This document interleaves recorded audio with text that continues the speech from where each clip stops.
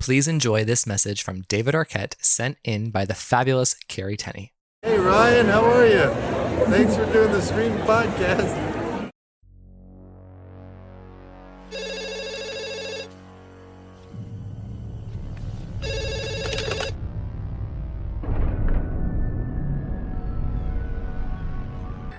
Like scary movies? Uh-huh.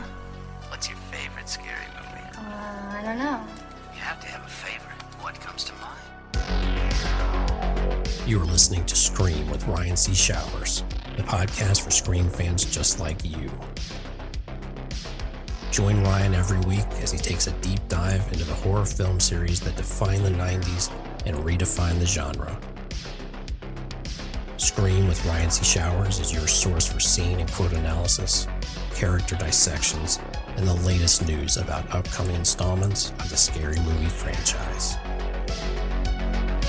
I hear you like horror movies, Curly, but do you like them as much as him? Hello, everybody, and welcome to Scream with Ryan C. Showers. I'm your host, Ryan C. Showers. Thank you for joining me for today's episode. I couldn't be more grateful for everybody out there who listens to the show, who supports my podcast here, listening every episode, or on social media on Instagram, Facebook, or Twitter. If you would like to become a member of the podcast, come to the group Zooms, be on the show on a one-on-one or small group setting, consider joining the Patreon with Scream with Ryan C. Showers. In addition to the benefits of coming on the podcast, you can also join our social media groups, in particular on Instagram. That's the main hub of the podcast. I also do a monthly audio commentary of a Scream movie or a Scream-related film. From now through April, we are going to be having a new Scream movie audio commentary. So if you would like to hear my thoughts in an audio commentary form in the style of Wes Craven, Marion Maddalena, et al. Of the original trilogy, please consider subscribing and supporting the show. Thank you to every single person out there who subscribes on Patreon. So I need to thank TJ Jones, who does all of the graphic design work for the podcast, and Ashley Summers, who helps me produce the show every week. In addition, I need to thank everybody over at Patreon, including the Stab Investors and Daddy Ghostfaces. The Daddy/Mama Ghostfaces, they include Carrie Tenney, Corey Wilson, Andrew Dominguez, and Brett Janovich. I also need to thank all of my Stab investors. They include Amar, Josh Carr, Ali, Tamika Jones, Christian Ranke, David D., Gustavo Mora, Jess Mariano, Joey Nabrini, aka The Vault, John Cardney, Josh Camillari, Scream Queens Podcast, both Josh and Justine, Kevin Abner, Mark Vieira, PW05, aka Philip Douglas, Roy Garza from the Hoodie Talks podcast, Ryan Not Dying Young, Ivan Valance, Sam Levy, and Stevie Shears. Hello, everybody, and welcome to Scream with Ryan C. Showers. I, of course, am your host, Ryan C. Showers. Thank you for joining me. So, as we have been discussing, we are going to be continuing with even more Jessica/Ghostface discussion, but we're going to be talking broadly about Jessica, about the other two Ghostfaces, Marco, and as Amar would say, Karl. Americans, we would say Karl, and the motive and how everything kind of comes together in this full picture. In addition, what makes this segment special is we're going to try to fit the three Ghostfaces into our killer ranking, like the list of the 15 killers. We're going to try to put them in there just to see the macro perspective. It's going to be an interesting couple of years to see how Jessica and the motive of Scream 7 kind of permeates. But anyways, so we're going to be doing that. We're going to do the individual killers, but also, well, because of like the concept of Scream 7, like Scream 7 and the Ghostfaces that are hunting Sydney, it's not necessarily like a specific one-to-one thing. It's more abstract. It's more esoteric. It's more of a conceptual thing. And I think that's where a lot of people are getting tripped up. So anyways, to join me here, I have Amar Karim. Hey, Amar. Well, hello there, Mr. Showers. How are you? Well, you know what, Amar? I feel pretty good for being a dumb American. Really? Why are you a dumb Yeah. American? Well, according to your daughter, Amar's children listened to the podcast, and his daughter said, Ryan is really well spoken, for an American. It makes me giggle. I don't know. Listen, I've explained this before. There's this whole thing with Brits in general. I'm sure other Patreons can back me up. And I didn't know this until, I'm sure I've mentioned this on the podcast before, but growing up, I was, fixated by the American accent. And obviously there's more than one accent, right? But and when I used to be in college and people were like, oh yeah, but Brits are smart, Americans are dumb. And I was like, I was so offended for you guys. But then I see certain YouTube videos and I'm like, yeah, I kind of get what they're talking about now. So my daughter meant that, she was playing tongue in cheek. She loves you anyway, as you know. So I've got nothing else to back up what she's saying, to be honest. Ryan is pretty well spoken, for an Yeah, American. That's for an funny. It's American. hysterical. Yeah, I know. Well, I'll take the compliment because I agree most Americans are dumb as shits. Okay, so Yep. Amar, before we go any further, I'm doing this thing now. So anytime I talk about Jessica to somebody and before I get their opinion about the motive, I'm going to do this thing. And I'm not trying to make you feel stupid. I'm not trying to make Jess and Anthony feel stupid because I know that you guys aren't stupid. I know that you guys get it and you guys understand. And I don't mean to dumb it down to like elementary school, but when we were in those grades, we would be reading something, let's just say Harry Potter, and the teacher would say, okay, can you summarize to me what happened in chapter 1, chapter 2, chapter 3, chapter 4 in your own words to see if you understood what you read. I'm going to be doing this now for Jessica and the motive here with Scream 7 because like one thing that I'm getting really frustrated with is people saying, oh my god, worst reveal ever, worst motive ever, this is worst Ghostface ever, oh my god, worst, oh my god. I do not like dumb American bullshit like that, you know what I mean? So if you're going to say it's the worst motive ever, it's the worst reveal ever, okay, why? First of all, I want to hear it in your own words, like how you understand the motive, and then the reasons why. So because I don't think it's the worst reveal ever, I don't think it's the worst Ghostface ever. I actually think it's really smart, and I think to have an intelligent conversation about it, I just want to make sure we're all on the same page. Amar, how would you describe what the motive is in Scream 7, or why Jessica and Karl and Marco are doing this? Okay, so I just want to quickly give you some background to this. So basically, when I first saw Scream 7, I was, part of that group. I came out of the film thinking, well, that was stupid. That motive didn't make sense. I didn't get what she was saying. It makes no sense in real life. It's stupid. Like you said, I do the same with my own children. I did it with my eldest two. They're older now. But when I used to read like the BFG, for example, or a chapter or anything I'd read, when the chapter finished, I would always go back and ask questions just so I knew that my children understood what I was reading. So when I first came out of Scream 7, I had no idea. I was like, this is just dumb. It doesn't make sense. It's the worst reveal ever. But obviously, I've seen the film about 7 times now overall. And so this is my understanding. For Jessica especially, you see, she is driven by obsession with Sidney Prescott. And I think it starts off because obviously she mentions that she reads Out of Darkness. And what she takes from Out of Darkness is that Sidney is a survivor because of her trauma. And hence why she thinks that killing someone makes you this special final girl, and hence why she goes and kills her own husband. She misinterprets what Sidney Prescott is trying to say in Out of Darkness, and she gets this kind of warped belief that her trauma creates strength, which is clearly not what Sidney Prescott is all about. So when Sidney Prescott doesn't appear in New York, or when she kind of disappears from the public eye, her own belief and her own idolization of Sidney Prescott takes a beating, and she then obviously isn't able to handle who she thought Sidney Prescott was, and therefore thinks that Sidney betrays who she was always meant to be, and that is a fighter driven by trauma. And that's why I think she then goes and says, well, you're not the person I thought you were. Because obviously it's a warped reality in Jessica's mind, because she's gone through an abusive relationship herself, and she uses that book as an anchor to move forward. And obviously she goes and kills her own son just to prove a point. So in my mind, Jessica is disappointed, and therefore she thinks, well, you know what, Sidney Prescott, you've let me down. I'm going to recreate this. Everybody else is trying to kill Sidney. And she is, of course. But what she wants to do is create, and she says it, she's trying to create Sidney 2.0, not by killing the daughter, but by recreating everything and having that legend or icon, whatever, live on through Tatum. And therefore, I'm going to kill Sidney Prescott because she's let me down.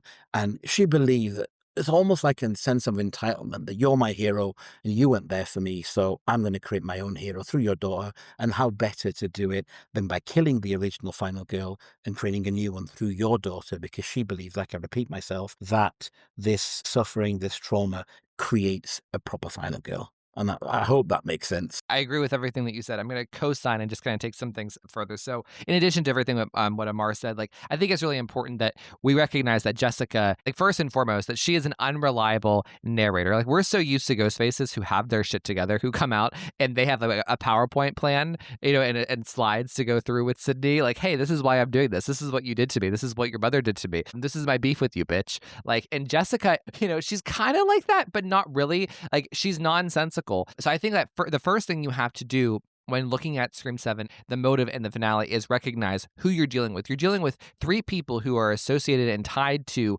this mental hospital, three people who are bonded as individuals because they met at this mental hospital. And so they're all like not mentally well. You know what I mean? So that's the starting point. You have to realize like these are clinically insane people, people who are out of their mind, who don't make sense, but they are psychotic, they're murderous. And so that lack of foundation is like so key to understanding who these three are and why they're doing this and the randomness of it. Like the fact that Sydney doesn't really know who they are. I think that's what's tripping a lot of people up. I think a lot of people are frustrated with like the fact that like Sydney, that these are random people as opposed to people who are closer to Sydney. I think that is one of the huge barriers to what is stopping people from understanding Scream 7 or at least seeing what Scream 7 was going for. Like I think it's actually really smart to do it this way. It's never been done like this before. And there's a truth to it. There's a biting like edge to that reality within the world of Scream, but also in our larger world as it pertains to artists, content creators, you know, people out in the universe who latch on to images like Sidney Prescott, this hero. And it's interesting because like I agree with everything you said, Amar, about Jessica and the obsession. I think one thing that was missing in what you were saying is like Jessica has a fundamental misunderstanding of what Out of Darkness was saying. And that's informed by her being a crazy person, you know what I mean? And informed by the lack of media literacy out in the world today. She took the wrong message from Out of Darkness, yet she's still holding Sydney up on this pedestal. And the thing about this is she gets a sense of herself from Out of Darkness and from Sidney Prescott. You see this in reality and pop culture today where because we are consumed by, you know, content online, TikTok, whatever, and just movies in general, you know, and other forms of art, you know, we kind of latch on to these people because we hear from them every day or once a week, you know, we kind of see them as like this otherworldly and like they're an image to us, but we get a sense of self from them and we see them almost as we're having a relationship with them, but they don't know who we are. And that's exactly what Jessica and the killers here have with Sidney Prescott. So whenever Sydney doesn't do what they want her to do, the sense of self that they're putting on Sydney is betrayed. And you have to remember, in the mind of a crazy person, that's a huge disruption of how they continue to operate, the stability of them as a human being out there in the world. And the last thing I want to say, she says specifically, I'm releasing it all. And I think that what she's doing here is Sydney let her down so badly that she's decided that like Sydney no longer functions the way that she used to within the Out of Darkness framework that we've been talking about. That what she got from Sydney, the sense of self, it's no longer fulfilling her and she feels betrayed by Sydney. So by killing Lucas, by killing her husband, by killing Sydney, she thinks that she's releasing all of this trauma and she can start over without them. You know, she's basically saying, I don't need you anymore, Sydney. I need to take you out because you are impacting my life in a negative way. So again, it's very abstract in a way, but I think I truly believe in my heart, in my gut, that all of the pieces here line up. And I think when you understand what the movie is going for, I think it hits you smack in the face. No, I agree with you. And I think, you know, for anyone that, and again, I've seen a lot of reviews. I love watching reviews and stats and stuff. And I literally live on Letterboxd, and it's interesting to see other people's take. And it doesn't matter if they're a fan or not. I've seen a lot of people go in and just not really understand what the film is going for. And I get it, you know, because I was the same on the first view. And I think people always need to give a film and a character a chance. You know, you need to watch it a couple of times. The same thing with Jill. I remember when Jill first became a killer, people were like, "Oh, that's stupid," because it was way ahead of its time. Now, what you said about, you know, reality of a crazy person is that it's true. When they have a warped reality, don't they? And I think with Jessica, she first saw Sydney as this idol.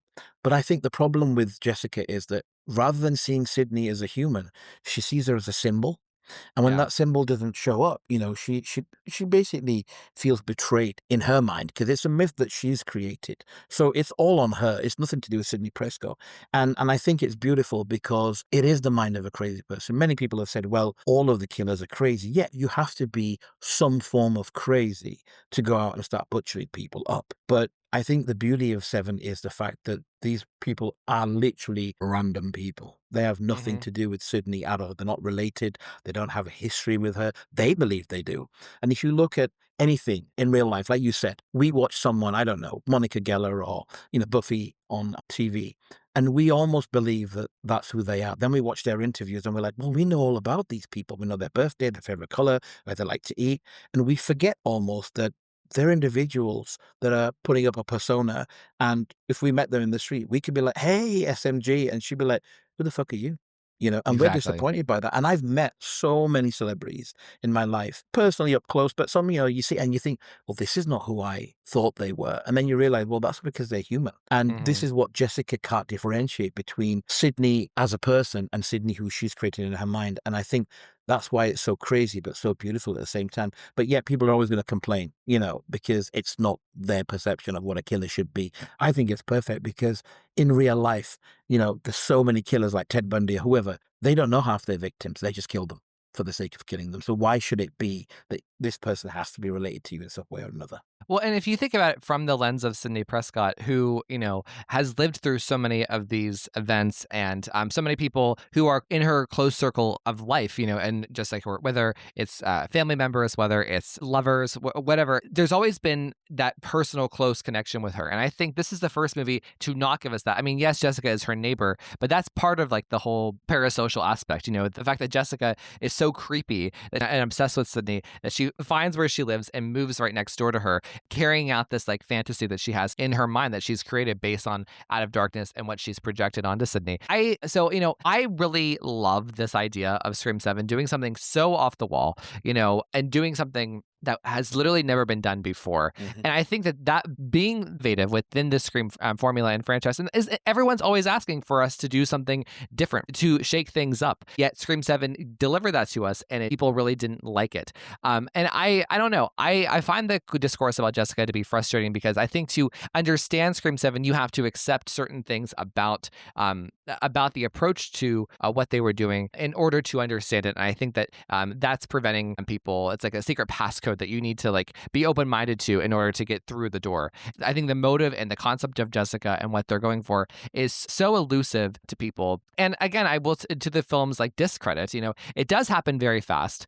So for people who only see Scream 7 once, and who have been used to frankly the simpleton version of Scream with Scream 5 and 6 with the motives and the killers being kind of like copy and pasted from the first two films, I can understand, how this is challenging to people in a way that the previous films have not been. See, I will agree with everything you said there. I think, and you stole the word right out of my mouth. I've never used this phrase before, the parasocial fixation that she has, which obviously starts off as an obsession. But what I will say is that I think that every single Scream film, except Part 6, does something new. I think where 5 fails is just because it's the boyfriend, but I actually think that the whole, toxic fandom thing is pretty clever in that realistically, that's what we are seeing right now. And then it moves into what Jessica is doing. So I think people need to understand that every single Scream film, again, except 6, and I like 6, but I'm going to give you the benefit of the doubt here, that is just a regurgitation of Part 2. It really is. There's nothing inventive Yeah. about the killers in 6, but we're not going to do a Scream 6 bashing yet. So I just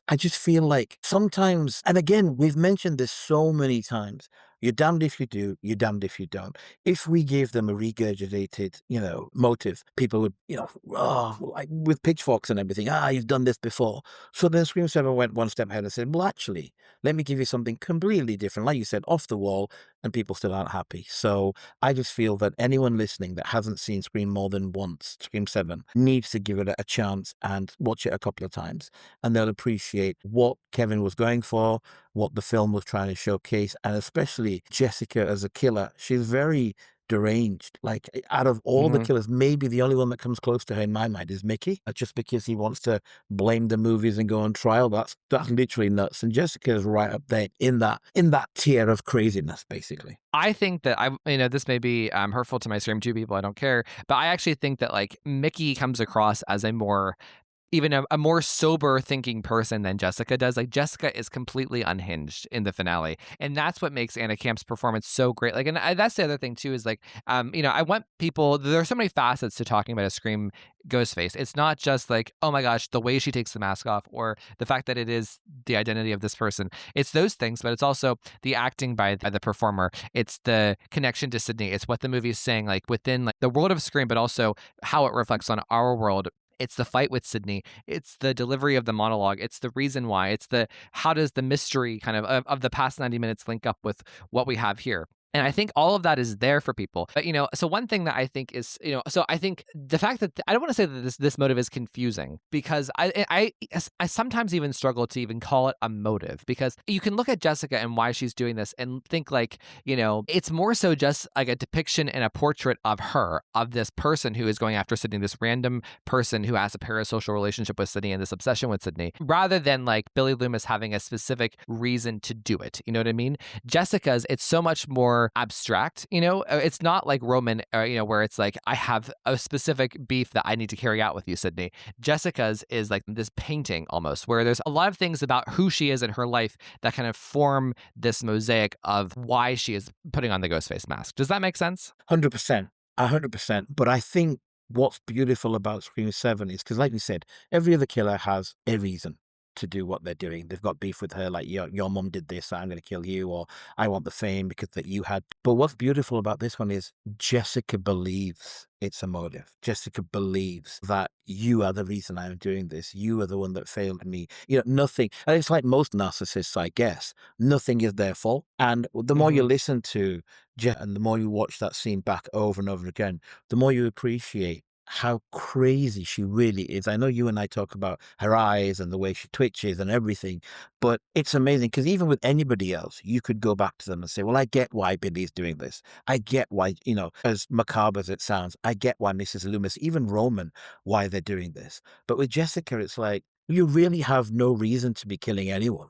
But in her mind, she believed, no, this is my life. This is what she did. I looked up to you. So it's crazy. And it's basically the signs of a deranged person. Even besides like the finale and kind of like what we learned from her here is like there's other things about Jessica that are really cool. Like one is like this linking up about motherhood. Like in Sydney, you have the good mom, and Jessica, you have the bad mom. They literally bond over this conversation about motherhood in some ways. Yeah, at the beginning of the movie, before Hannah's death, before death comes to Pine Grove, before Ghostface literally makes his first attack within the town of Pine Grove, right? It's almost like a thesis statement that Sydney and Jessica kind of converse about motherhood and their secrets and their past and whether they should tell their children or not. And it's like they both kind of have a similar idea, which is, no, we shouldn't talk about our past. But Sydney, they diverge where Sydney says we need to protect our kids versus Jessica saying, no, we don't. We need to let our kids protect themselves. And the ironic thing is, and this is what's so beautiful about Scream 7 and about Jessica and about this contrast between them, is Jessica kind of ends up being right. And Sydney kind of learns that lesson from Jessica because Tatum does save the day. Tatum is the one that saves Sydney. Sydney spent the whole movie trying to suppress Tatum and, patronize her and, kind of like be the person who's in control of her. Right. And, so there's this iron grip that Sydney has over Tatum. And at the end of the day, Jessica is right that Sydney has to let Tatum stand up for herself. And that within that, Tatum gets to save Sydney. So there's like a beautiful poetry in that. And isn't it ironic that the person who is the villain here, she is telling the hero what the hero needs to learn. Yet there's this whole other side to the villain that makes her evil in the way that she is attacking Sydney Prescott and trying to upend her life. Do you see the beauty in that? I do. And I think, again, it comes down to the writing. I'm hopeful that I'm going to be giving this credit to Kevin Williamson. I think he must have come in and I don't know what the original script was and how it was written and stuff. And again, people need to see, I think you and I and most people that we talk to in the Patreon especially love Scream because it's not just a run-of-the-mill slasher. Almost every single film that has come out in this franchise is very complex and layered. And I think the irony here, like we said, is that Jessica is the one that's giving this advice. And at one point, I was looking at her expression when she's talking, and even then, when I watched it the first time, I was like, "Well, Jessica's not wrong, right?" Because even I think that children, to a certain extent, do need to be on their own and learn life and understand what's going on, and everything's not going to be peachy and rosy. And I also get why Sydney is doing what she's doing, But Jessica is. The more I talk about it, the more I start to appreciate that there are layers to this character. I mean, she is completely batshit crazy, but I also believe that I'm starting to really like her because of who plays her and the way she's played. But like I said, again, it's just repetition on my part. Anyone that hasn't seen it needs to go back and, with a level head and watch it properly and think, oh yeah, okay, maybe Amar and Ryan were discussing this. Let me see it from their lens. And hopefully you'll understand what the film was going for, what the director was going for as well. Well, so, and here's the thing too, I think is tripping people up is the screen time. The idea of screen time for a character who becomes Ghostface. And this is where I truly do blame radio silence because I feel like their killers, there's an art to balancing, your character before the reveal to make them a suspect. Wes Craven showed us many depictions of how to use a Ghostface character in the world of Scream as a suspect before revealing them as Ghostface.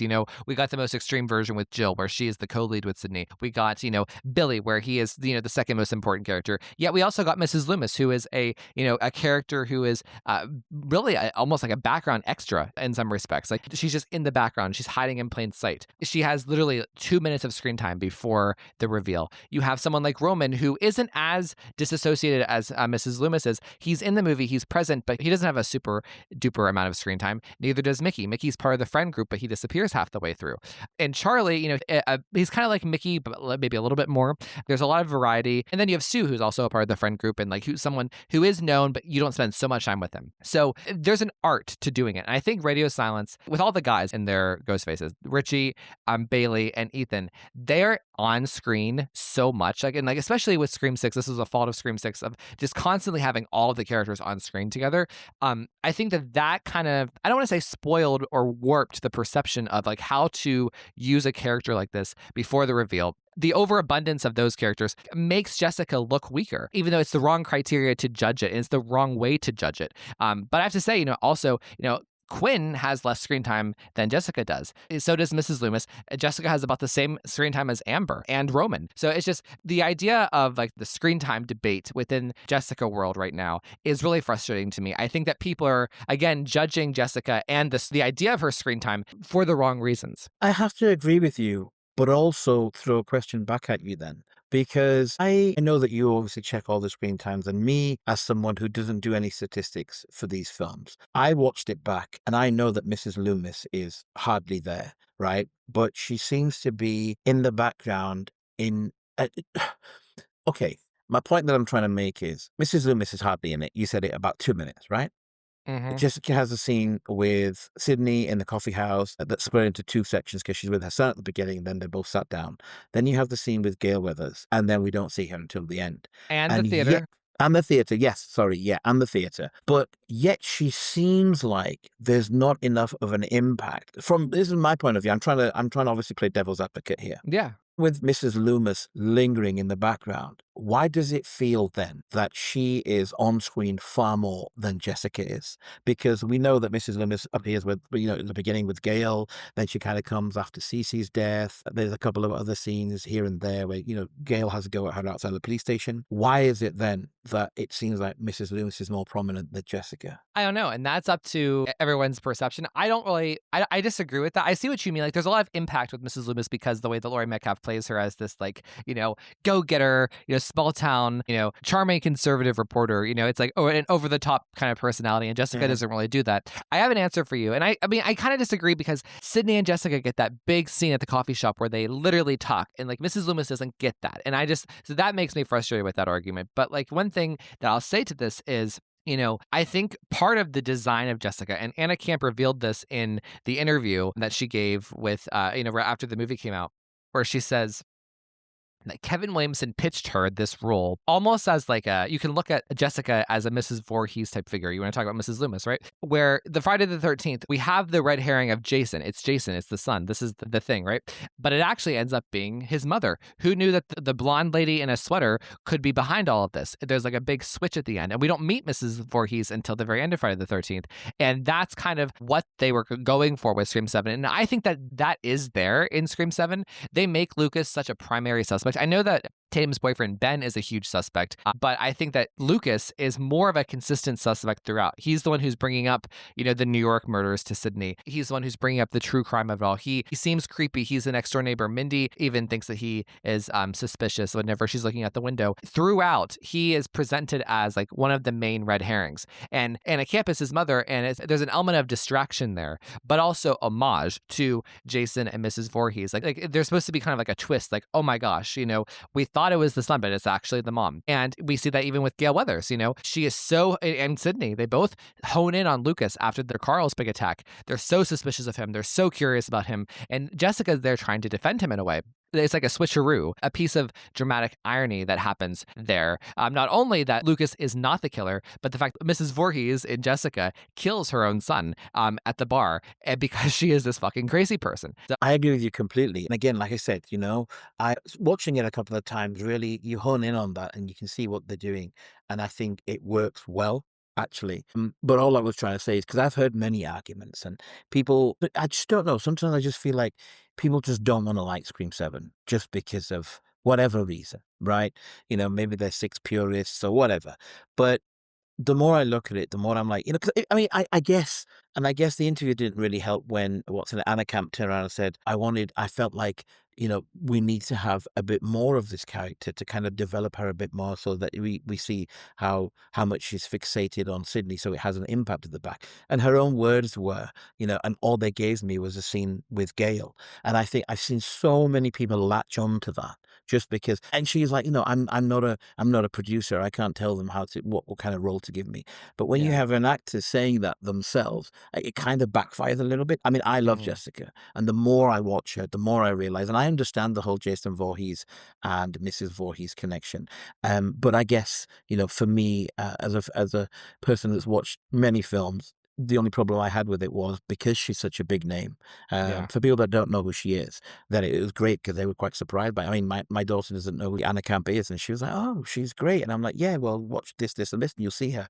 But for me, it was always like, "Oh, if it's a big name, it's going to be a killer." And I think I shouldn't go in with that mindset, but you can't help it. But the argument where people are complaining about her screen time, well, I think you kind of prove that all the time. I mean, look back at when we first started talking in this podcast, and the first thing I said to you about Scream 3 was, well, it's rubbish because, Neve Campbell's hardly in the film and Courtney Cox has more screen time, and you kind of disprove that by going and showing me the stats. So I think you've done that with Scream 7. Fuck yeah, I did it. Yeah. Fuck yeah, I am with Jessica. So, but take this like to the next level then too, is like we're talking about like this thing about Scream 7, like the motive and the killers behind Scream 7, they aren't normal Scream killers. Like they are truly something different because of the lack of association with Sydney. And also, can we just step out of like our movie magic bubble for a second and think about this in the real world? And let's just think about Sydney Prescott as somebody who has survived all of these attacks, right? Is living with her family. She's happy. She has been out of the public eye. She's trying to keep a low profile away from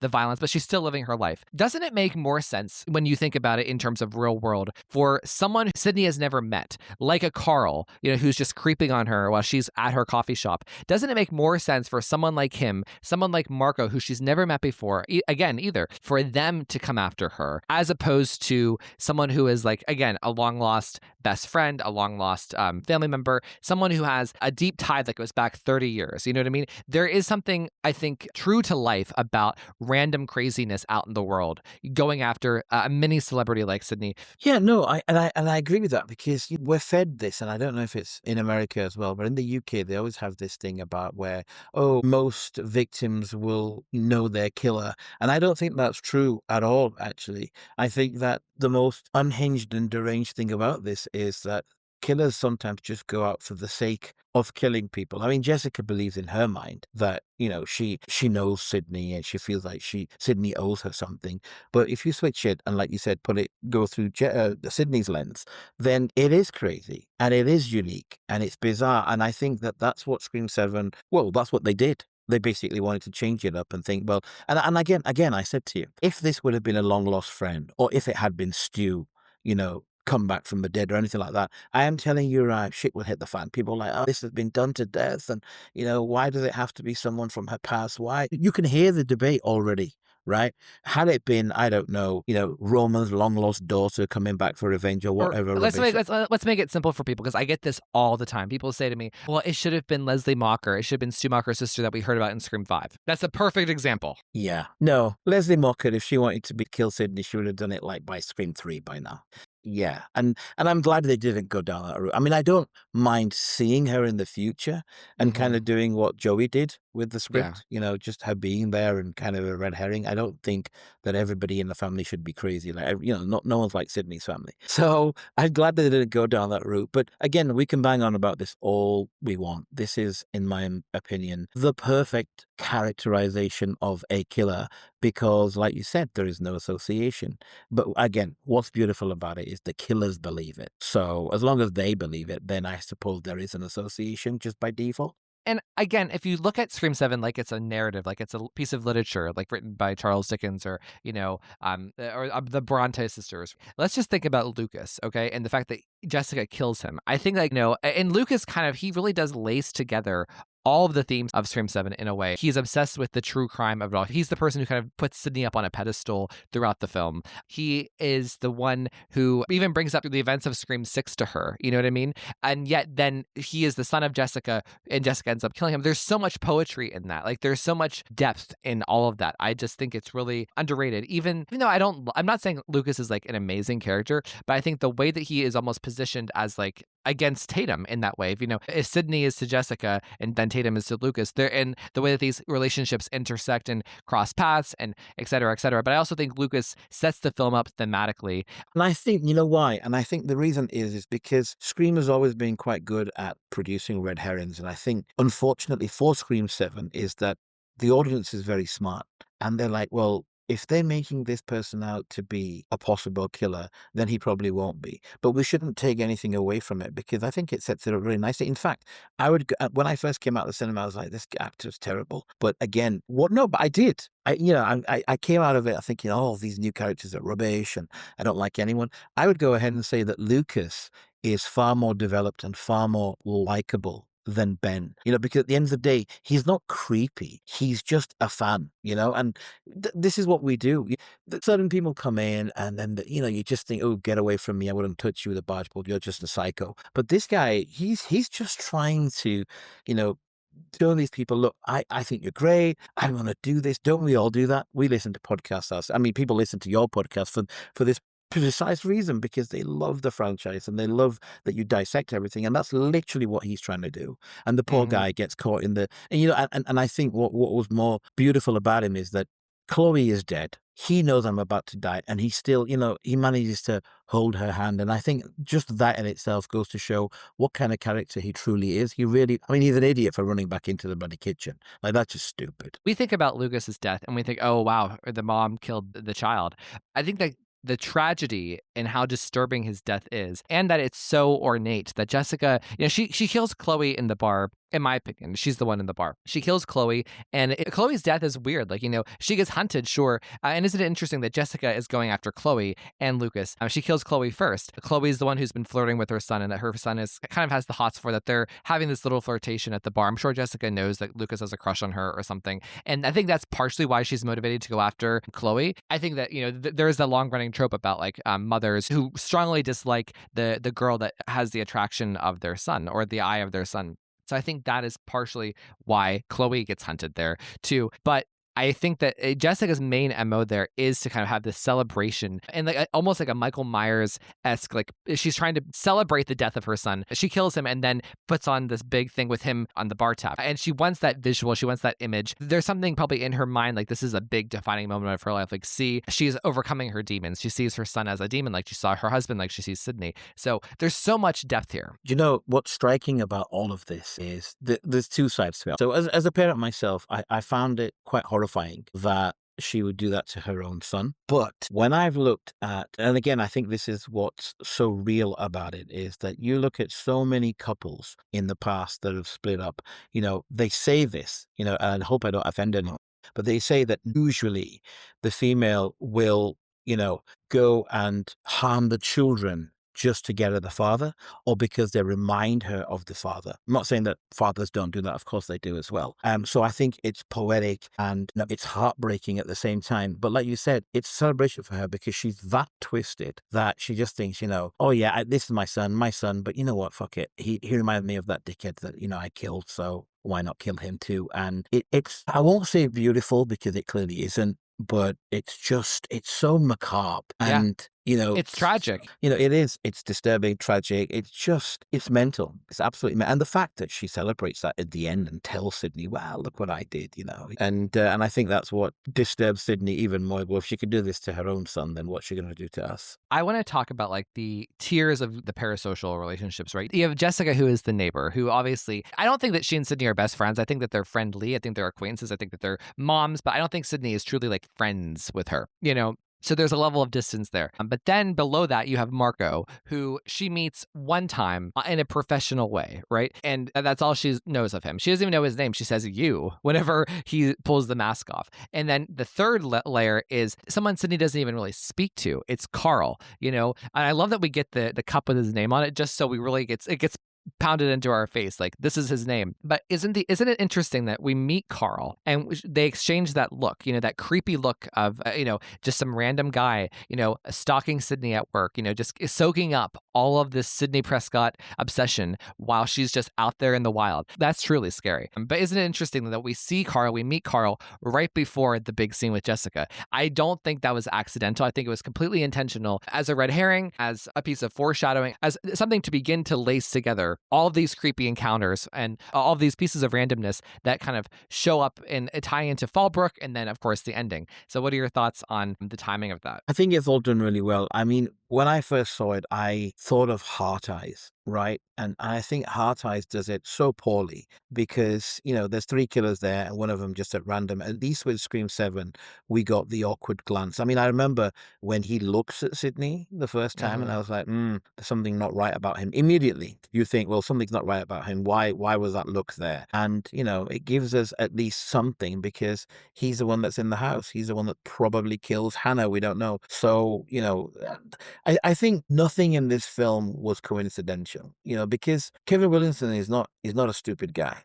He knows what he's doing. He's obviously there might have been extra scenes that didn't make the cut that may have given us a bit more depth to something, but we don't know. And I just think that everything that he did in this, trust me, if you and I sat down and scrutinized him and said, right, pick your brains, he would give us every single thing that he was trying to do, and it would all make perfect sense. I remember saying to you once when we saw a couple of interviews or listened to a couple of interviews about what he was saying and what he was trying to achieve, I was like, other people should listen to this and watch this, because sometimes what you have in your mind doesn't always perfectly come off on screen. And it's unfortunate that, because you can't, otherwise you'd have a film that's like 4 hours long and it'd be like Avatar and you'd be just like, oh, this is going on forever. But so they obviously have to trim it and cut it down. So I think Karl originally, is that right? Is that how you say his name? Karl, yes. Yeah. So I think when we see him, obviously the first time when the mask comes off, I was like, what the fuck is that? I think it's done well. I really do. And I think that each of the killers gets a bit more depth as they go along. Obviously, Karl, we only get, that one scene and then face is pulled off. We get a bit more with Marco. So, and I think that's the whole point of it, because we're trying to show that those two, they're not really part of the motive. The mastermind is Jessica.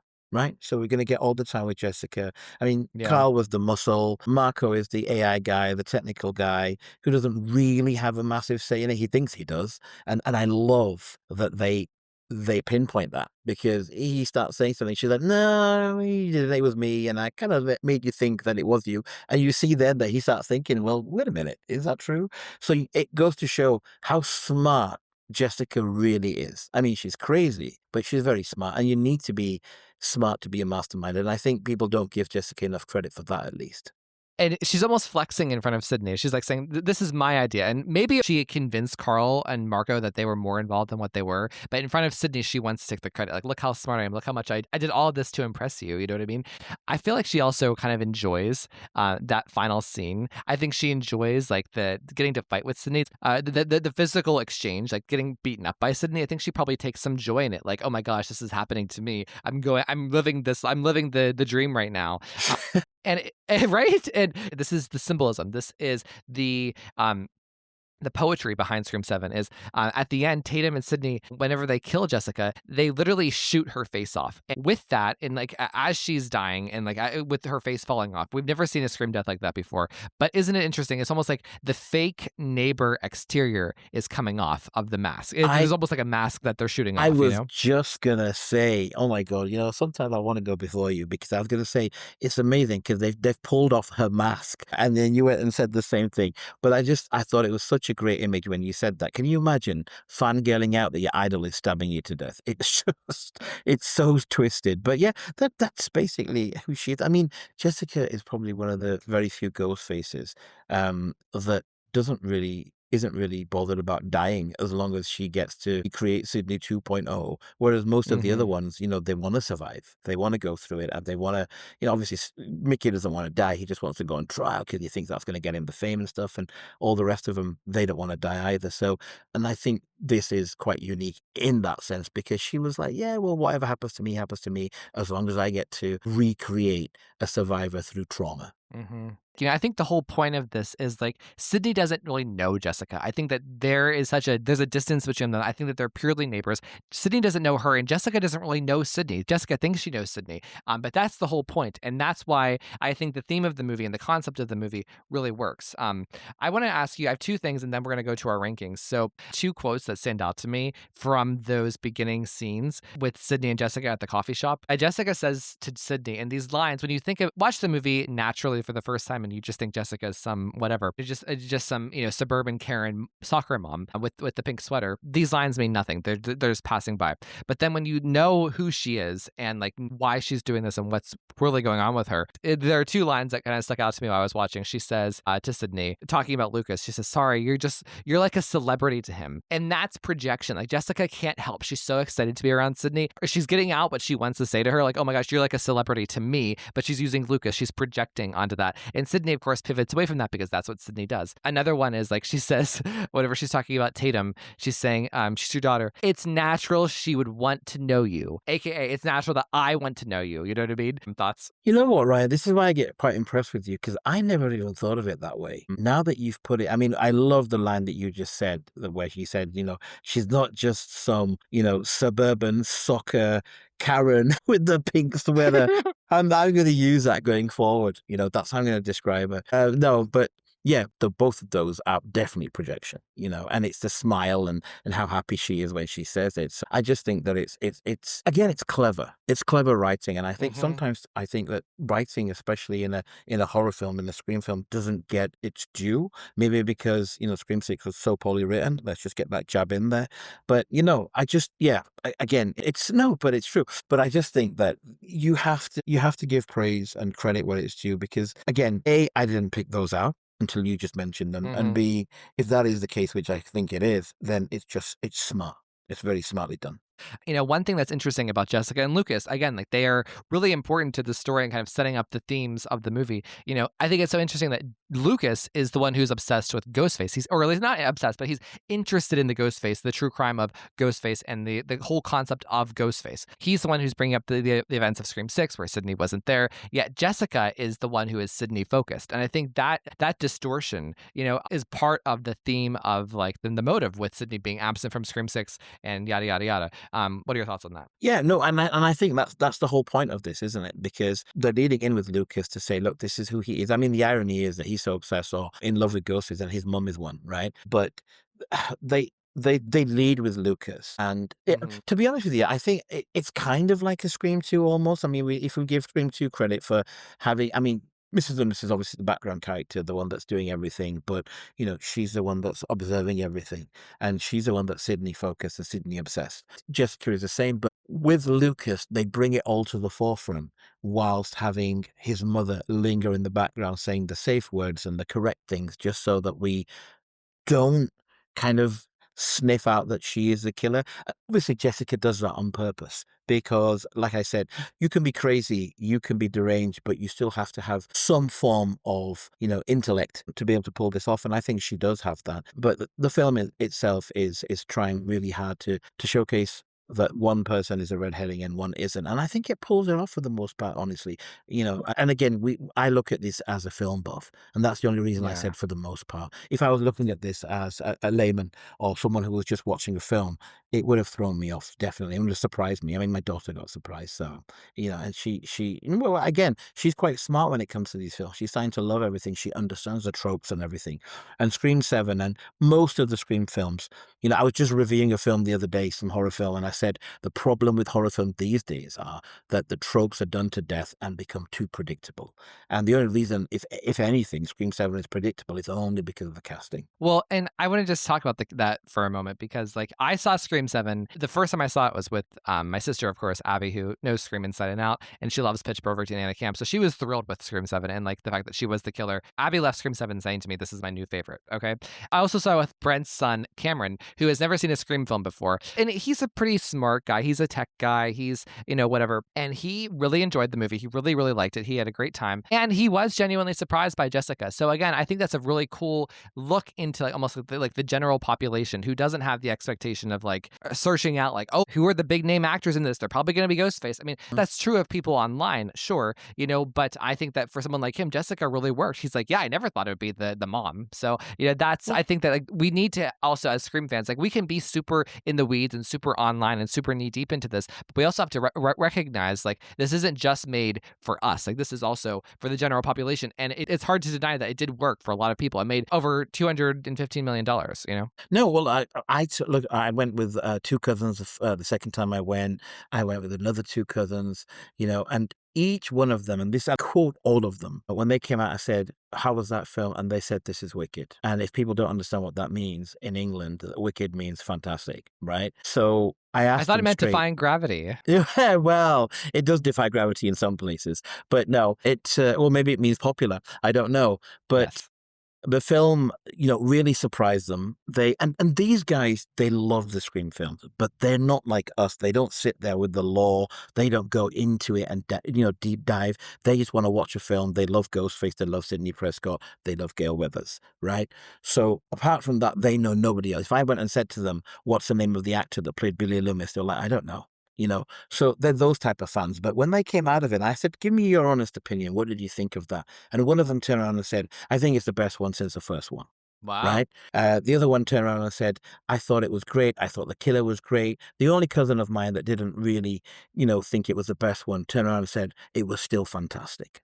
So, and these are guys that just go in and watch, and these age between a 19-year-old to a 35-year-old. So, these aren't just made for pure Scream fans. These are made for everyone. And clearly, Scream fans aren't going to just keep going back to give it 215 million. So there's obviously a big mass appeal out there. Yeah. Well, so I want to hit two things, and then we're going to do our rankings. Okay, we're going to save our rankings for last. Sure. So one is like about like the idea of like how in Scream 1 there is the A plot, which is Sydney and her friends being hunted by Ghostface, but the B plot is learning about what happened the year before with Maureen Prescott's death, the trial, Hot and Weary, Billy's dad, et cetera, et cetera. All of that is like stuff we learn like on the peripheral. Like we're not supposed to be thinking about it. We know that that's part of it's what the characters are talking about, but it's not necessarily part of like what we think the Ghostface killings are about. And then it comes back around full circle with of course, the motive and Billy exposing like, hey, here's how these two plots link up. Plot A and plot B, they link up because of this. This is why I'm doing it. And I think, and obviously that happens with Scream 3, of course, with Maureen's backstory and the big investigation about her life and the pictures and everything, linking up with Stab 3 and Sydney and everything that's going on. That is one of my favorite things about Scream. Whenever Scream can pull that off. And I think like you can look at Scream 2 kind of doing that, but that's more so they're playing with the culture of like, what's going on with Stab. But, within Scream 1 and 3, and this is partially why Scream 7 is so high for me, is I love when the mystery can link up and surprise us and kind of like flip us on our head of what we're expecting. So they go to the mental hospital in Fallbrook to investigate the idea of the possibility of Stu. And when that doesn't come to be, it turns out in the ending that Fallbrook does matter. It is important because that's how these three random crazy people, kind of came together, and then of course, made the plan to go after Sydney. So I love when Scream does that. Am I maybe overshooting the importance of like that as like a red herring, a MacGuffin to distract the audience? It's still relevant and still important, but just not in the way that we think it is. So Amar, what are your thoughts? Yeah, no, but I said to you before that I love anything that comes full circle, any film, whether it's horror, whether it's something else, when they have a main plot and then they have a subplot that kind of just lingers in the background, but you don't really pay much heed to. And then right at the end, you're like, oh, this is how it links in. I always just think that it's just a smart person has created that, a smart person has written that, because you can easily literally write a story and have stuff in the background that means nothing in the end, which most horror films do nowadays anyway. So when something comes full circle, it's always beautiful. And, I could name off a million films that do this, and that's probably why I appreciate those films. They might not be as exciting, they might not be, as artistically beautiful as other films, but when a film ties itself up nicely, you have to give it credit. And that's what, as a writer or my writer mind, I just think that is genius. And again, most people that watch a film don't go in thinking, no, most of the audience that go in won't be looking at the camera angles or the score or how beautiful the writing is. They just want to have fun with a death and a ghost face popping up and some loud music that's going to make you jump. So I think people don't scrutinize films enough. Sometimes they do too much, and then obviously they don't like it. But yeah, I have to agree with you. I think coming full circle is beautiful and genius. That's the word I can use for it. It's just genius, because you have to be a smart guy to really think of something like that, or a smart woman. Scream 7 is very complex with like the killers, the parasocial relationship aspect, the mental illness, the mental hospital, the fact that they're randos, all of that. And we haven't even really gotten even to Stu and like how AI is kind of incorporated here. Do you have any general thoughts you want to share about the use of AI here, AI as a theme, the way that they're playing with the idea of truth and kind of trying to put Sydney and Gail, I guess, off of reality and make them question what's even real all these years later? And even if you want to link that to the opening, do you have any thoughts? Yeah, well, I think AI definitely is the future right now. So you had to bring that in, because, there's so many, again, a few of the films will touch on this, and I've seen it, and I just thought, well, what are they trying to showcase? And maybe this is what Scream 7 is trying to do, that AI is everywhere, so you can't avoid it, but B, AI can ruin things for you because they're not human at the end of the day. I mean, the whole point of this AI is to get under their skin, because like you said in the previous episode, there's a point where Sydney's like, she doesn't entertain the idea at first, but then she's like, well, it could be him. What if this isn't AI? And that is the whole point of every good Ghostface gets under Sydney's skin. That's the whole point. And these guys almost manage it. And I think AI going forward is just something that it's not going away anytime soon. And I think I shared a video once where some guy was, pretending to be Taylor Swift, and it showed how easy it was to transition with a bit of a blue screen and, taking on voice recognition and stuff like that. And it's dangerous. And I think that's what Scream 7. So it doesn't really push it much, but it touches upon how dangerous AI can be, because, you can prove to be in a place that you're not. I mean, it almost proves that someone is alive when they're clearly not. So, I think it's clever. And I think Scream has always gone with the times, sometimes way ahead of its time. So I think it works wonders in this scenario. People are saying to me, oh no, it's a cheap tactic. And I'm like, well, no, it isn't. Because for the Stu truthers, we get a bit of Matthew Lillard in this, and also we get to move the plot forward by, getting under the skin. I mean, it's only Gail Weathers being typical Gail Weathers, like, yeah, this is just bullshit, this is probably not going to be true, and she comes up with the fact that she doesn't believe it. But I bet you if this lingered on for a bit longer, she would start thinking the same thing. It's just that they obviously get to the finale and we realize, yeah, these killers were just messing with us. And I think that's where Marco comes in. At least he's not useless after all, because he's a tech guy, and it just proves that Jessica obviously met these people. They've spoken about this. We've got the one guy that's from the mental institution that's escaped and probably gone to the house at the beginning. I still think it's Karl that does that at the beginning. I don't think it's Marco. Yeah. Because I think Marco was working behind the scenes to try to get these videos out there. And I think they succeed for the most part, to be honest. Well, so here's my thing, okay? And like we haven't really touched on Marco and Karl so much, but like within the world of Scream, let's just think about who they are and what they want. So I think that Marco, and this is very subtle in the movie, but there are like subtle clues that Marco is the one who is obsessed with Stu, if that makes sense. Throughout, like he's the one who's talking about him, who brings him up. He's the one who designed all of these AIs around Stu, you know what I mean? And I think that Karl also, he's obsessed with the Woodsboro killing. And I think that he probably has like a secret affinity for Stu. Like the Stu of Marco comes out in his scene with Sydney and Gail at the mental hospital. He's trying to put it in their heads that Stu is alive. I think that he is a Stu truther. It's just not so thoroughly explained. That's how I see him. He is the Stu guy. And I think that he actually was the one in Woodsboro who burned down the house. And I think that he and Jessica almost made like a pact. Like, he got to carry out this thing with Stu and burning down the Mocker house. Because again, he's crazy. He is obsessed with Stu and he wants to carry out those vibes, right? So I think he gets to burn up the Mocker house, and then they help her with Sydney, if that makes sense, because she's the Sydney girl, he's the Stu guy, and Karl is a useful idiot. Yeah, well, Karl, Karl. Karl, yeah, he serves his purpose, I guess, because look, we at the end of the day, him burning down the Stumacher house is so poetic because that's where it all begins, and they're trying to say, well, Woodsboro is no longer the place we need to be. Sydney's left there, and as a plot point, it at least brings out Gail Weathers. Whether they obviously knew that or not is irrelevant. The fact is that we still get her to come out, and I think the problem I have with Marco is that I just wish that we had a bit more of an explanation as to why he's really doing it. But I guess you're right, because he's the one that brings up Stu. He's the one that tries to derail them a little bit by saying, oh, yeah, he's alive, but he's not called Stu. And clearly that gets under their skin. But I think they work quite well as a team. I think they're quite a brutal pairing. Karl starts off, comes in, kills people, almost succeeds in the house, and comes across as menacing. And then we get these two who clearly, they definitely have a pact, like you said, But Jessica, again, is allowing these two men, with their egos to believe that they're the mastermind behind everything, because she needs them for the brawn and the muscle, right? So she's not stupid. And, again, when we'll come to it in a second, but when you said, we're going to rank these ghost faces, I have like 5 different rankings now based on different things. I really do, So we'll have to go through a few of them. But I just feel that people don't give these guys enough credit. I mean, I don't like Karl only because I don't know anything about him, but I think that's the beauty of it. Yeah, totally. Okay, well, let us now go to the rankings. So I asked Amar to come with rankings for both individuals. There's a list, like we actually did an episode about ranking the ghost faces. We did this back in October. We did that. We're going to incorporate the 3 killers into the list of the individuals. But then I also posed to Amar, can we just rank them by film? So whatever the ghost face was going for in Scream 3, Scream 2, Scream 4, Scream 5, Scream 6, Scream 7, all of that. So you would look at Billy Loomis and Stumacher as 1, Mickey and Mrs. Loomis as 1, Roman just by himself, et cetera, et cetera, et cetera. But also what they mean, what their goals are, what they symbolize, what the concept is. Because I think that Scream 7 is more of a concept Ghostface movie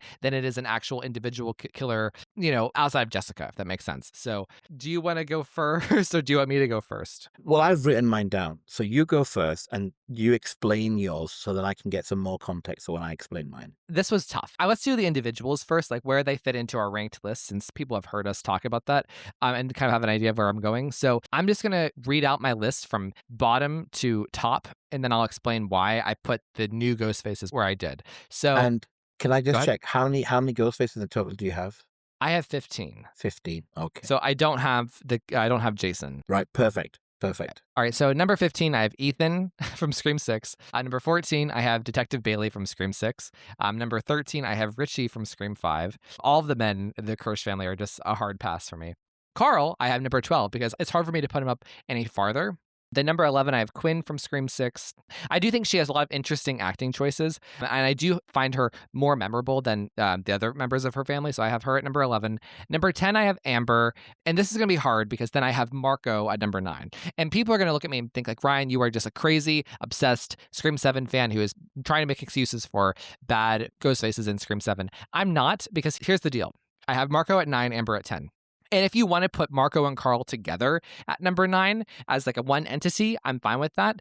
Just because I think with Amber, there are many line deliveries by Mikey Madison throughout. I think it's a very uneven performance. I know she won the Oscar for Honora. I know she's great. I know that she is an interesting, feisty character, okay? I think that there are times in Scream 5 where I cringe at Amber, at her line deliveries, at how she just doesn't make sense all the time.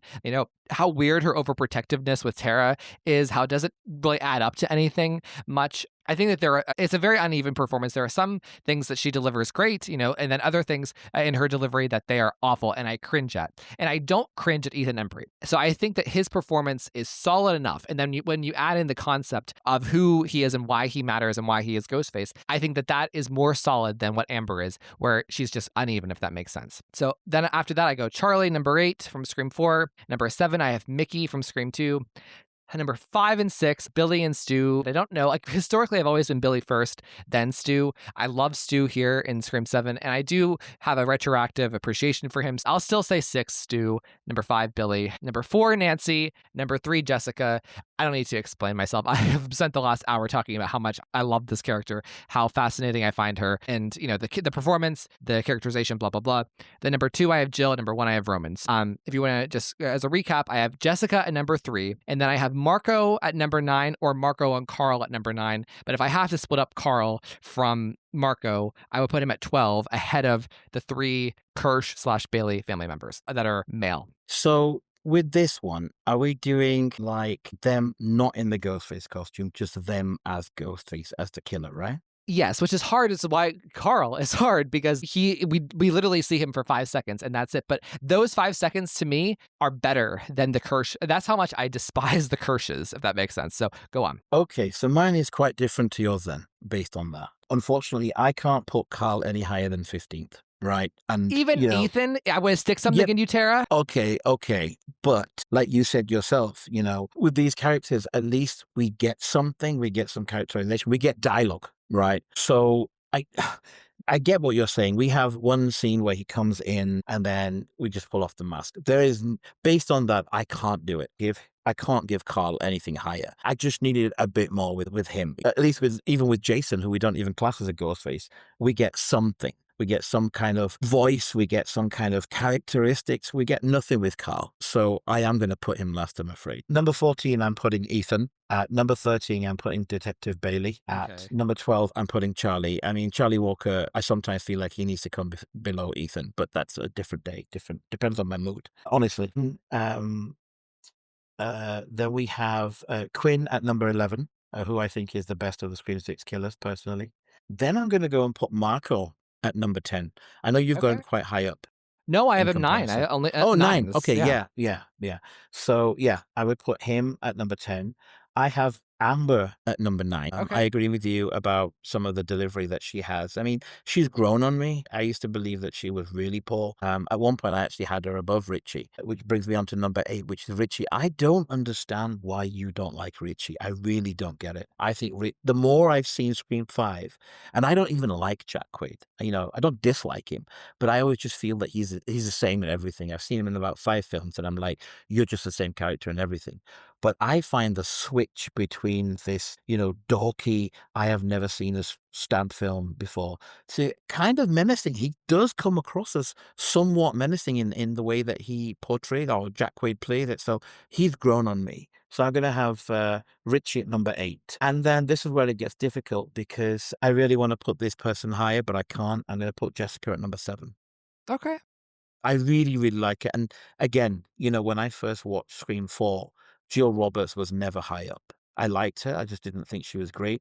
So who knows? Over the years, she's climbed. Jessica may climb.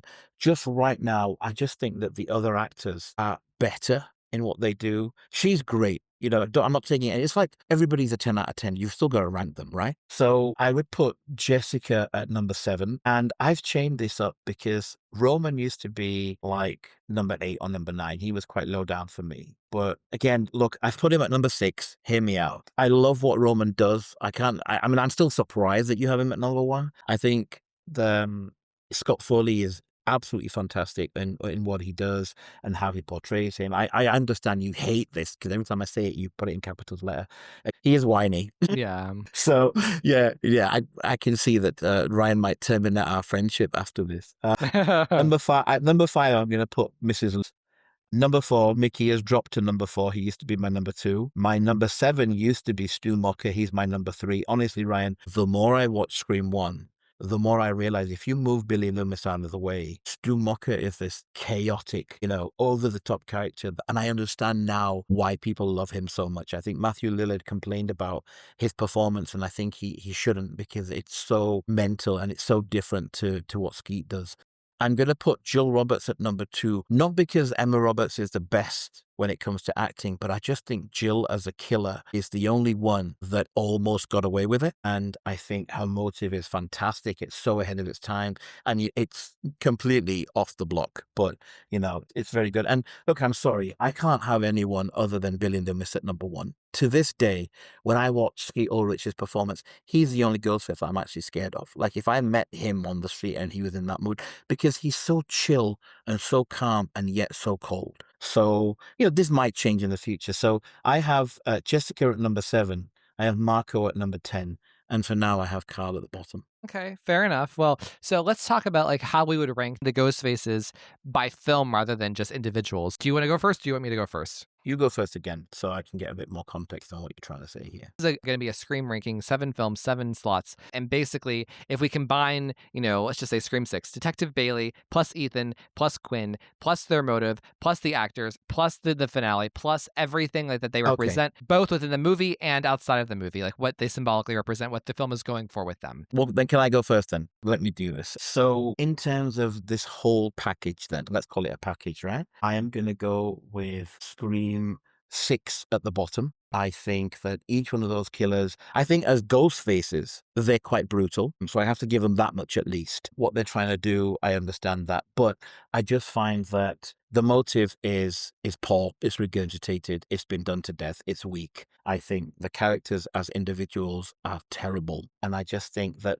even their motive, it's not as great as Mrs. Lewis's, the revenge thing. It just, when Mrs. Loomis did it, I believed it. But with these guys, it's just, they become caricatures. I mean, I just think that the performance from the actors is poor. I don't mind the finale as much as you do. I think the finale is not too bad, but it has a lot going for it in terms of action. Apart from that, it's definitely the weakest. I'm going to put Scream 6 right at the bottom. Then I will put, okay, this is very difficult, but hear me out. I'm going to put Scream 5 in 6th. And I like Richie. I like Amber. I actually think that they're effective in what they do. I think the Ghostface reveal, especially for Amber, was quite unique. But I like the toxic fandom idea. I think it works. Yeah, Amar, I kind of agree with you there. I think the toxic fandom is a really cool concept. I don't think they go super deep with it. I think it's passable. I don't think it's offensive. I don't think it's like bad, but it's just not as memorable as the other motives and concepts in the other films. So, Amar, what do you have for number 5? Okay, this will surprise you. I have Nancy and Mickey just because, listen, I love Mrs. Loomis. I love Mickey. I love Scream 2, that finale. But if we're going for it as a whole package, then I think Mickey's motive is lame and Mrs. Loomis is quite simple. In that sense, I think it's good for what it is. But if we're thinking about, I mean, the finale is fantastic. I really do think so, and I think Sidney Prescott in that finale is the first time you see her proper kick ass.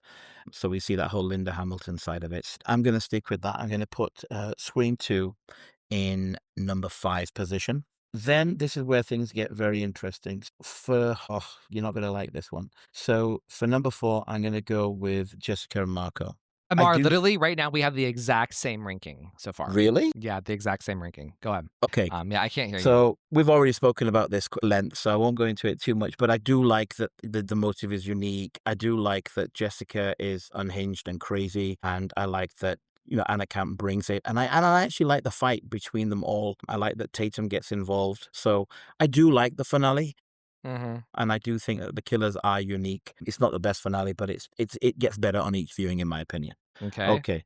Yeah. So how many we got left? We got 3 left. Yep. And I think this may be where our trend stops. Yeah, I think so. I'm afraid so, because at number 3 I have Roman. Okay. Listen, Roman shouldn't be that high up in my opinion, but I have to give him credit. That guy's a mastermind. He comes up with everything. He's probably the one that gets under Sydney's skin the most by bringing up the whole Maureen Prescott of it all. And to say that he's a single ghost face and that he set everything up is pretty good. And that Scream 3 is usually at the top of my finales, if not the number 1. So I have to bring it in at number 3. I think Roman isn't given enough credit. I do complain about him, and I still laugh at when he pulls off the mask and Sydney's like, who the fuck are you?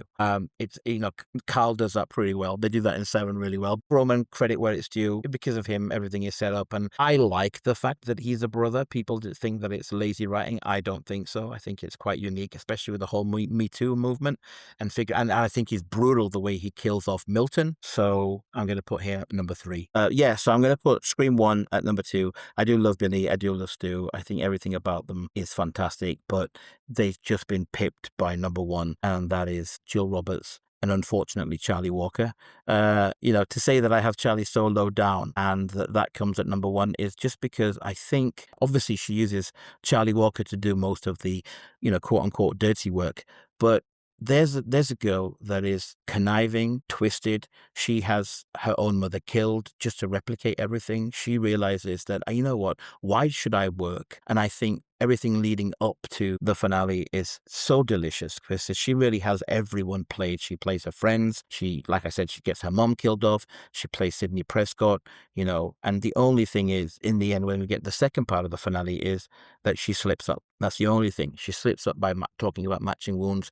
And I suppose that shows that she is a bit of a juvenile, I guess, in that way. And that, Charlie was doing most of the work. But yeah. So I think Scream 4, the finale saves most. I mean, the film is great, don't get me wrong, but the finale really is, the piece. And the chef's kiss at the end, and the fact that we have 2 finales as well, just gave me goosebumps at the time. I was like, oh, bit more of screen times. Yeah, Jill Roberts, second favorite killer, but I think as a duo, they work really well. I mean, Charlie Walker is absolutely brutal in everything he does, and they both make some kills. It's not just one-sided, though he must do most of the heavy lifting. She still gets her penny's worth and gets a few killers killed, like some of the cops and her own mum. So I have to put Scream 4 at number 1. So there you go. That's my group ranking for all 7 films. I'm going to go through these for mine now. So at the bottom for number 7, I have Scream 6. Like everything Amar said, it's a retread. The killers are poorly acted. They don't really symbolize anything in a larger sense. They don't really connect thematically with the overall movie.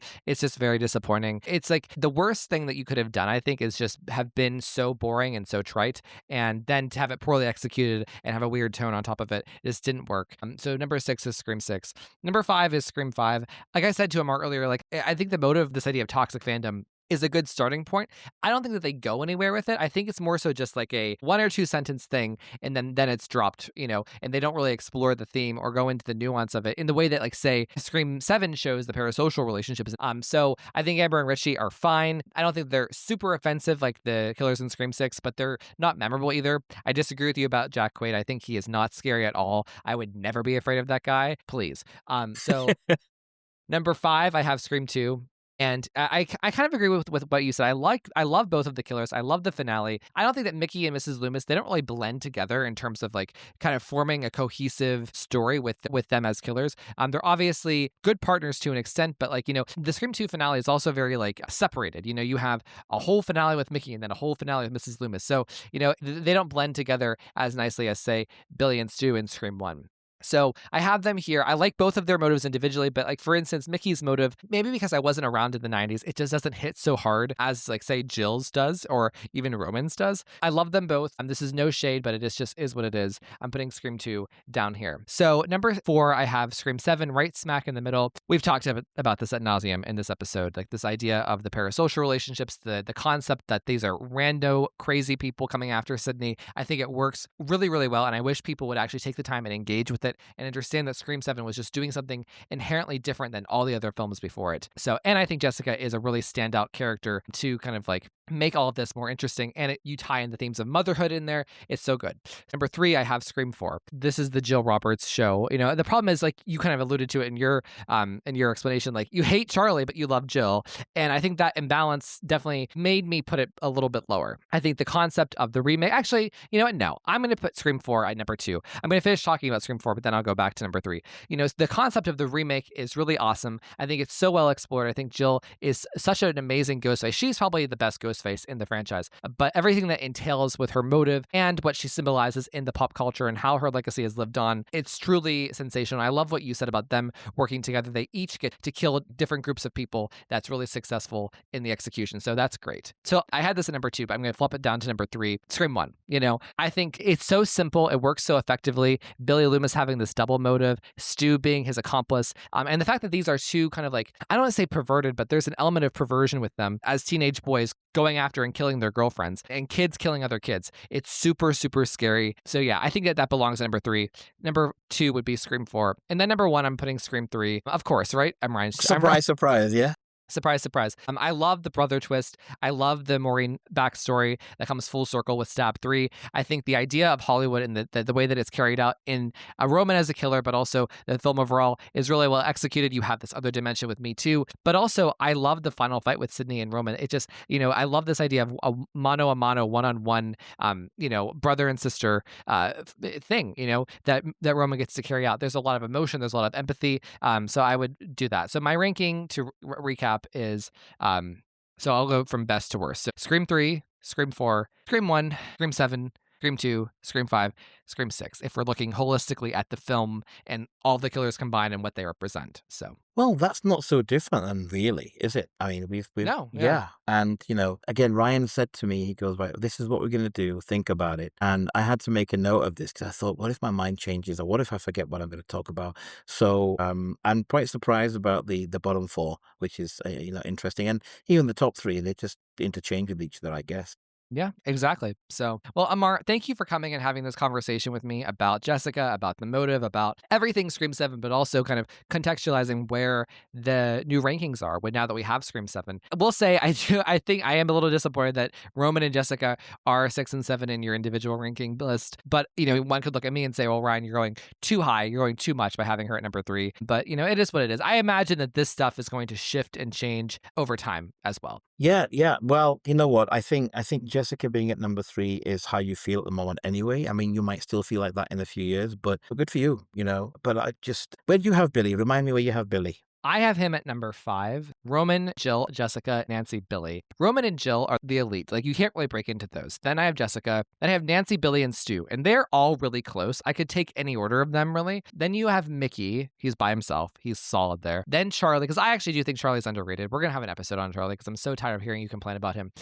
At the bottom, I have like the 3 Baileys. I have Richie, Detective Bailey, and Ethan. They're just so not my thing. And then in the middle, I have Marco, Amber, Quinn, and Karl. And they're all kind of close to, they all have good attributes and all have bad attributes. There's complexity to my answer and how I feel about them. So I definitely have Tears as my Ghostfaces. Yeah, I'm gonna have to put Tears as well now, actually. Yeah, because I agree with what you're saying. Like, having Stu at number 6, that hurts me, especially after Scream 7, where I loved everything about him in Scream 7. I loved Billy in Scream 1. He is so scary and terrifying, yet there's something, it's hard to, Nancy, I have her at number 4. I have them ahead of them. Maybe I should switch it up and have Stu at number 4, Billy at 5, and Nancy at 6. I don't know, So it's hard. 100%.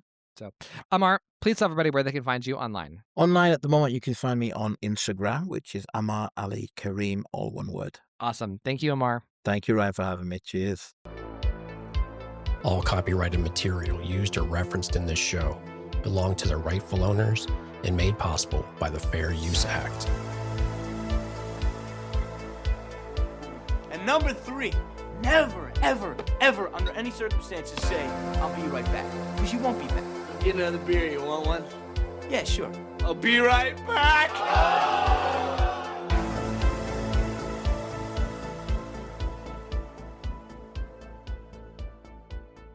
Dear God, Ryan,